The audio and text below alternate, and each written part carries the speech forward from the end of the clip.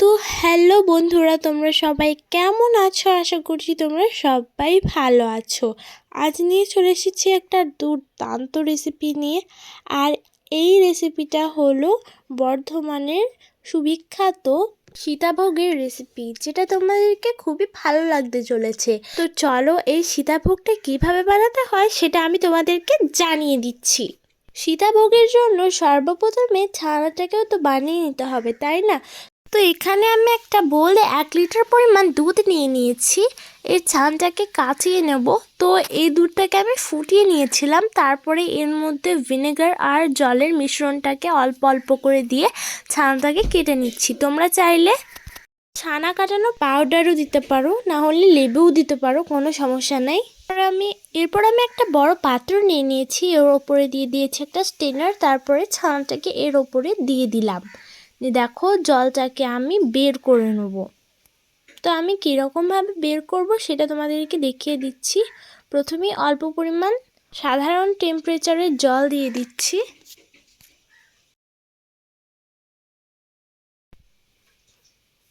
এর ভেতর থেকে সব জলগুলোকে বের করে নিতে হবে চামচ দিয়ে, এরকমভাবে দেবে দেবে জলটাকে কিন্তু ভালোভাবে বের করে নিতে হবে। জলটা যখন বেরিয়ে যাবে তখন আমি হাতের সাহায্যে এরকমভাবে মেখে নিচ্ছি। এটাকে একদম সফট করে নিতে হবে।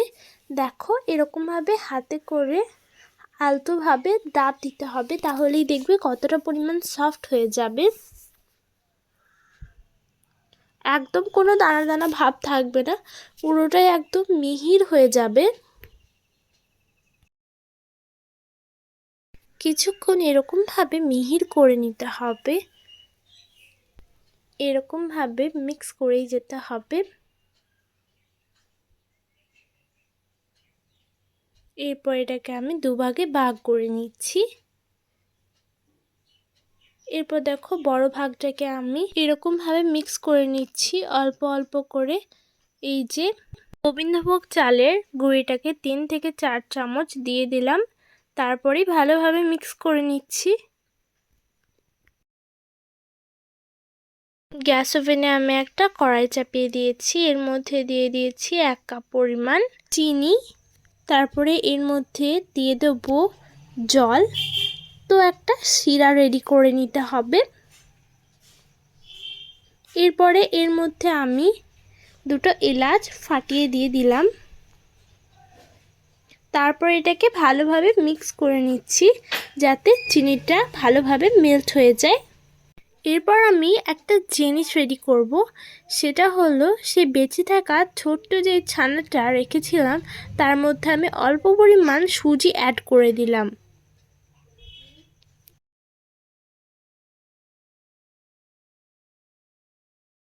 এরপর এটাকেও সেমভাবে হাতে করে এরকমভাবে প্রেস করে নিচ্ছি, ঠিক মিহির বানিয়ে নিতে হবে। আর এদিকে যে চিনি শিরাটা আমি বানিয়েছিলাম সেটা একদম রেডি হয়ে গেছে। এরপর ওই ছানাটা দেখো আমি গোল করে নিয়েছি, এরপর আমি একটা শেপ দিয়ে দেবো। তো তোমরা হয়তো লক্ষ্য করে দেখেছো যে সীতাভোগের পাশাপাশি মিষ্টি থাকে একদম ছোট্ট খেজুরের মতো, তো ওই মিষ্টিটাই আমি রেডি করছি। তো দেখো আমি ঠিক সেরকম শেপেই বানিয়ে নিয়েছি। আর এটা বানানো কতটা সহজ। এরপরে যে বড় ছানাটা ছিল, মানে যেটা আমি সীতাভোগ বানাবো, আমি একটা গ্রেটার নিয়ে নিয়েছি, গ্যাস ওভেনে একটা কড়াই চাপিয়ে দিয়েছি, তেল দিয়ে দিয়েছিলাম, তারপরে এই গ্রেটারের সাহায্যে আমি ছানাটাকে দেখো এরকম করে নিয়েছি। আর দেখো একদম সীতাভোগের শেপেই চলে আসছে। তো প্রথমে কিন্তু আমি অল্প করেই ভেজে নেব। এরপর যেগুলো ভাজা হয়ে গেছে, যে শিরাটা বানিয়েছিলাম তার মধ্যে আমি এরকমভাবে দিয়ে দিচ্ছি দেখো। তো এরপর আমি আরও বানিয়ে নিচ্ছি ঠিক সেরকমভাবেই। আর এই সীতাভোগ মিষ্টি দেখো একসঙ্গে দেখতে কতটা পরিমাণ সুন্দর লাগছে, আমাকে তো দেখতে দারুণ লাগছে। এগুলোকে এসে সেম প্রসেসেই ভেজে নিতে হবে। তারপরে ভাজার পরে আমি সবগুলোকে শিরার মধ্যে দিয়ে দেবো। তো আসলে আমি এটাকে ছাঁকুনির সাহায্যে তুলছি, কারণ একটা স্টিলের ছাঁকুনির সাহায্যে, কারণ এইগুলো এতটাই ছোট মানে সরু যে এগুলো তোলা হচ্ছিল না, তাই আমি ছাঁকুনির সাহায্যেই তুলেছি। এরপরে দেখো আমি আবার ছেড়ে দিয়েছি, আর এগুলো খুবই সুন্দর হয়েছে, আকারে এগুলো বেশ বড় হয়েছে, এগুলোই দেখতে ভালো লাগছে। তো দেখো আমি ছাঁকুনির সাহায্যে ছেঁকে নিচ্ছি। তো সাদা সাদাই রাখবে, লাল লাল করবে না একদম। সব শেষে ভাজার পর আমি সেই খেজুরের মতো মিষ্টিগুলোকেও ছেড়ে দিচ্ছি। এগুলোকেও সে ভেজে নিতে হবে, তবে এগুলোকে লাল লাল করে ভেজে নিতে হবে।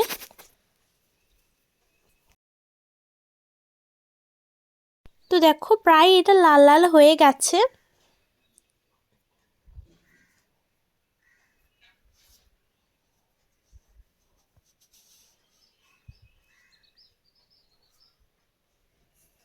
এগুলোকে আমি নেড়ে নিচ্ছি।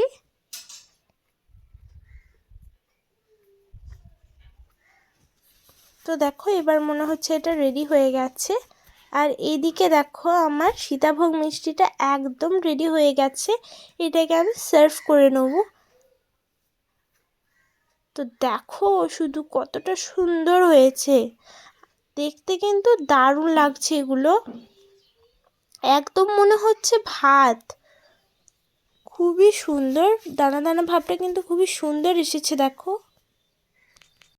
একদম মিষ্টির দোকানে যেরকম হয় না সীতাভোগ, ঠিক সেরকমই দেখতে লাগছে, দারুণ দারুণ। এরপর দেখো আমি এগুলোকে তুলে নেব। এগুলো তোলার পর আমি সেই শিরার মধ্যে এটাকে দিয়ে দিয়েছি। দেখো এগুলো লাল লাল করে কিন্তু আমি ভেজে নিয়েছি। শিরাটাকে কিন্তু আমি গ্যাস ওভেনে চাপিয়ে দিয়েছিলাম। আর দেখো এটাও এখন ফুটতে শুরু করেছে। তো এরপরে যখন এটা ফুটতে শুরু করবে আর যখন এই খেজুরের মতো মিষ্টিগুলো ফুলতে শুরু করবে, তখনই কিন্তু রেডি। এরপরে দেখো আমি সীতাভোগের উপরে এই মিষ্টিটাকে দিয়ে দিলাম, আর দেখতে কিন্তু এই মিষ্টিকে বেশি ভালো লাগছে, সত্যি বলছি। তাই একবার হলেও এই সীতাভোগ মিষ্টিটা ট্রাই করে দেখবে। আমি জানি তোমাদেরকে এই মিষ্টি রেসিপিটা ভালো লাগবে, কারণ এই মিষ্টি রেসিপি তুমি যদি নিজের হাতে বানাও তাহলে সত্যি বলছি দুর্দান্ত হবে। তাই অবশ্যই এই মিষ্টিটা ট্রাই করে দেখবে। আজকের মতো বিদায় নিচ্ছি, ভালো থাকবে, সুস্থ থাকবে, আর পরের ভিডিওটার জন্য অপেক্ষা করবে। আর যারা যারা আমার চ্যানেলটাকে এখনও পর্যন্ত সাবস্ক্রাইব করেনি তারা অতি অবশ্যই আমার চ্যানেলটাকে সাবস্ক্রাইব করে দেবে। নমস্কার।